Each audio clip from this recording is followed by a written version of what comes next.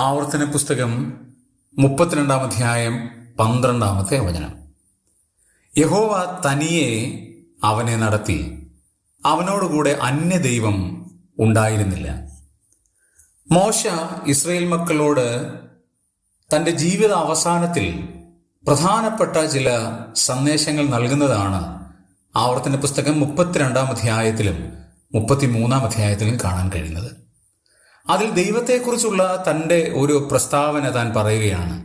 യഹോവ തനിയെയാണ് അവരെ നടത്തിയത്.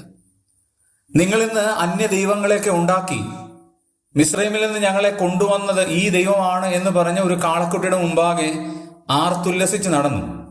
പക്ഷെ മോശ പറയുകയാണ്, യഹോവ തനിയെയാണ് നിങ്ങളെ നടത്തിയത്. ആ യഹോവയോടുകൂടെ ഒരു അന്യദൈവം ഉണ്ടായിരുന്നില്ല.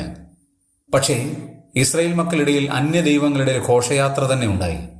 ജീവനുള്ള ദൈവത്തിൻ്റെ കൃപകളും കരുണകളും തൃണവൽക്കരിച്ച ഇസ്രായേൽ അതേ നാണയത്തിൽ ദൈവം അവരെ തിരിച്ചു പിടിച്ചു എന്നുള്ളതാണ് നമ്മൾ വായിക്കുന്നത്.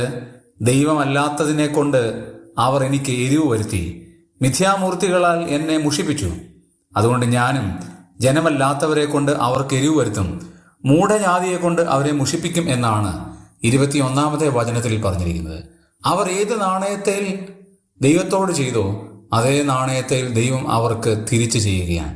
പ്രിയമുള്ളവരെ, നാം ദൈവത്തോട് എത്ര സമർപ്പണം ഉണ്ടാകുന്നോ ആ സമർപ്പണം ദൈവത്തിന് നമ്മോടും ഉണ്ടാകും എന്ന കാര്യം നാം മറക്കാൻ പാടില്ല.